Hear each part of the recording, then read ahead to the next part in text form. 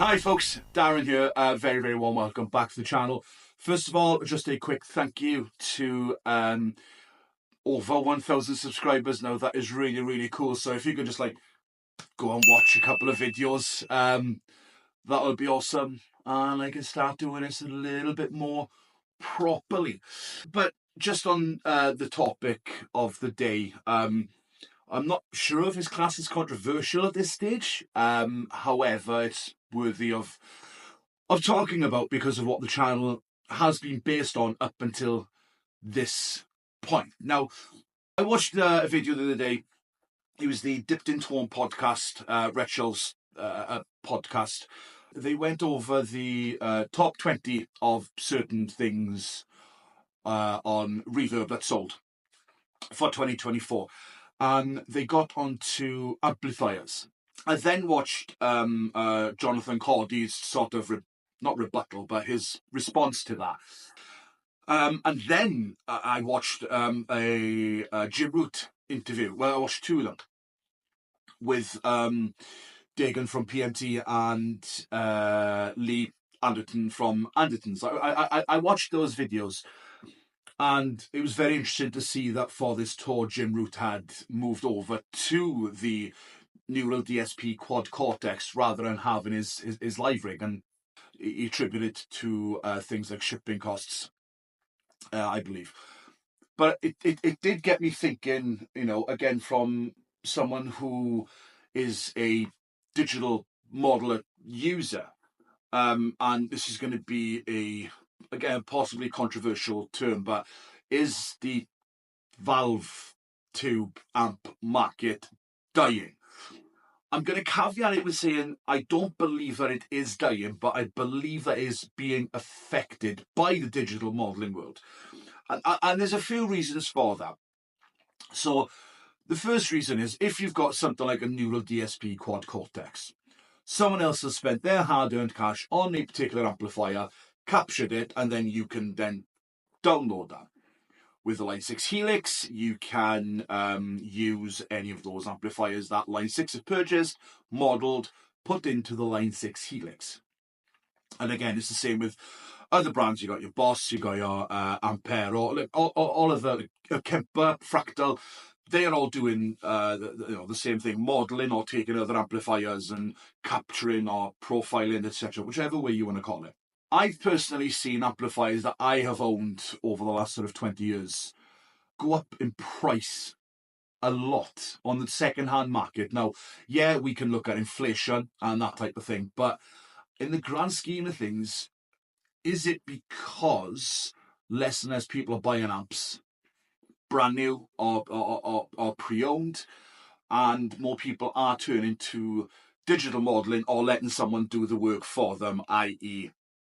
a modeler or a capture and downloading it from the cloud. So I haven't actually owned a tube amp in a number of years. The last tube amp I owned was a Marshall JVM 210 combo amp. And it was really good, but I still used it as a hybrid setup with a HX stomp. But I got rid of that, and since then I haven't actually owned an amplifier, let alone a valve amplifier. I've got my Line 6 power cab there. It's the only amp I actually use on stage when I do. But I am going to start looking at getting back into the valve amp game this year, taking them out on the road with me, having one in the studio for demos and recording with one of my buddies, just to sort of have that tube amp feel and scratch that itch. I've got nothing against digital modelers and people predominantly using them. But the point I'm sort of trying to make is at some point that tube amp existed, someone bought it and then distributed it to all these different devices that people are using instead of the real thing. Obviously, it's a very convenient thing having a digital modeler rather than a big massive tube amp that you're taking around with you.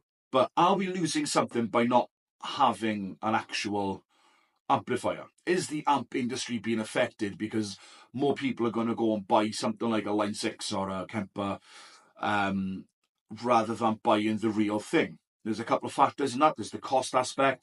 I personally would much prefer spending £1,500 on a piece of gear that has got sounds in it from amps that cost twice, 3 times that price.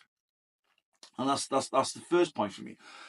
And I think the second point is, again, it's the convenience of just being able to carry this smaller rig around rather than an amp. It is also nice to have other amp options for different presets and different sounds. But part of me now is missing having a tube amp. And in looking at different amps to buy, whether it be pre-owned or brand new, the price on brand new especially has gone up heavily. Again, not taking inflation into account, but they have gone heavily. I'm thinking, not that I know much about the amp business, is that something to do with the fact that so many people are switching to digital modeling that those companies are not making as much money, so they need to make it back somewhere? In some companies' cases, they've gone to manufacturing abroad for a cheaper level of manufacturing, and some aren't just producing as much. And then you've got companies like Fender who are sort of bridging the gap by making digital-based amplifiers around their main amplifiers, the Tourmaster series. But in the grand scheme of things, less and less people do seem to be buying actual valve amplifiers. We're not going to take into account things like your positive grids, your katanas, because those are amplifiers. But I'm talking good old-fashioned, tried and true valve/tube amplifiers that we all know and love from live shows and recordings over X amount of time, over many, many years. I'm not going to get into the feel debate, but it would be nice to have a valve amplifier on stage behind me when I'm playing live shows, just for a bit of air. And obviously people talk about that tube warmth sort of thing as well. But yeah, let me know your thoughts. Again, I'm not saying the amp industry is dying, but I truly feel that the amp industry is being affected by the digital modeling market, with digital modeling, capturing, profiling, all these different types of things. Because rather than 100 people buying a particular amplifier, maybe 2 or 3 of them are buying a particular amplifier. We don't all go on massive tours around the country or the world, or sit in studios recording for a couple of months at a time, so we can't, have these amplifiers with us. Like, I haven't got the room for a ton of tube amplifiers. Kyle, I am very, very jealous. I don't know if you've seen Kyle's collection of amplifiers, but he's got over 100 and it looks sick. Let me come over to your house, man. We could talk about Costa Rica. But again, in closing, is the amp market dying? No. Is it being affected by digital modeling? I truly believe so, just by looking at things like prices and the number of modelers. And especially when you do look at that top 20 of the Reverb sold in 2024, they've classed amplifiers as digital modelers as well. And in the top 20, I think there was one actual proper amp in there. I think it was a Fender Tourmaster, which is not surprising. It's a great amp. But it's quite low down when it comes to things like your neural DSPs and your Helix. As a matter of fact, if you look at it, the neural DSP was the #1 selling amp/modeler on Reverb in 2024, which is mind-blowing, absolutely mind-blowing. But yeah, let me know your thoughts. Let me know, do you think that the digital market is affecting the valve/tube amplifier? Oh God, I'm going to get sick of saying that slash thing. But let me know your thoughts. Is the amp market being affected, do you think, by digital modelers? And ultimately their users, i.e. myself. Let me know your thoughts. I'm going to go on the hunt for a tube amp and see if I can get a good one to come on the road with me and use in the studio. It can sit right there. Oh, by the way, this is the new studio.